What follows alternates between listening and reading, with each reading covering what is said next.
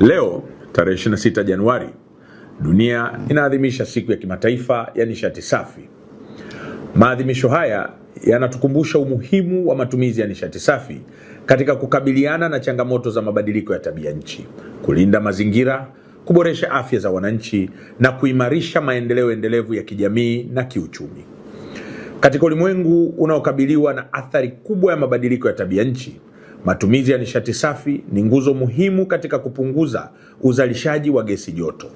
Tanzania kama nchi mwanachama wa Umoja wa Mataifa ipo mstari wa mbele katika kutekeleza ajenda ya nishati safi, ambapo tumejiwekea malengo mbalimbali ya nishati safi, ikiwemo kufikia 75% ya umeme unaozalishwa kwa nishati jadidifu ifikapo mwaka 2030 na 80% ya matumizi ya nishati safi ya kupikia ifikapo mwaka 2034. Na kwa sasa mtaona tangu kuingia madarakani Daktari Samia Suluhu Hassan tumetoka kwenye 6% ya matumizi ya nishati safi ya kupikia hadi kufikia 25%.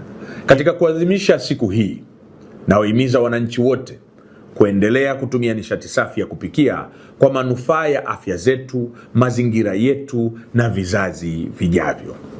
Nazikumbusha taasisi zote zinazolisha zaidi ya watu 100 kwa siku kutumia nishati safi ya kupikia ili kutunza mazingira yetu. Aidha, niendelee kuwahimiza viongozi mbalimbali wa serikali ikiwemo wakuu wa mikoa na wakuu wa wilaya kuhamasisha matumizi ya nishati safi ya kupikia ili kuongeza matumizi ya nishati safi ya kupikia katika taasisi zilizo maeneo yetu. Serikali, kwa kutambua umuhimu wa afya za wananchi na utunzaji wa mazingira, imefanikisha upatikanaji wa aina mbalimbali za nishati safi ya kupikia kulingana na hali za wananchi. Katika utekelezaji huo, serikali imeendelea kusambaza majiko banifu katika wilaya zote 139 nchini, ambayo yanapatikana kwa ruzuku ya 80% hadi 85% ya bei halisi.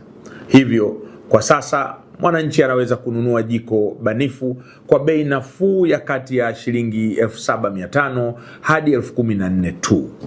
Aidha, kupitia wakala wa nishati vijijini REA, serikali inaendelea kutoa majiko ya gesi ya kilo 6 kwa bei ya ruzuku ya shilingi 19,000. Majiko haya yanapatikana katika wilaya zote za Tanzania bara kupitia mawakala wa gesi waliopo katika maeneo yetu. Napenda kusisitiza kuwa mapambano dhidi ya mabadiliko ya tabia nchi hayawezi kuachwa mikononi mwa serikali pekee. Yanahitaji dhamira ya kisiasa, uamuzi wa kitaifa na ushiriki wa wananchi wote. Matumizi ya nishati safi si chaguo tena, bali ni wajibu wa kizazi chetu na mustakabali wa taifa letu na dunia kwa ujumla. Nawahimiza wadau wote wa maendeleo, sekta binafsi, taasisi za kiraia na wananchi kwa ujumla kuendelea kushirikiana na serikali katika kufanikisha mageuzi ya nishati safi kwa maendeleo endelevu ya Tanzania. Nawatakia Watanzania wote maadhimisho mema ya siku ya kimataifa ya nishati safi.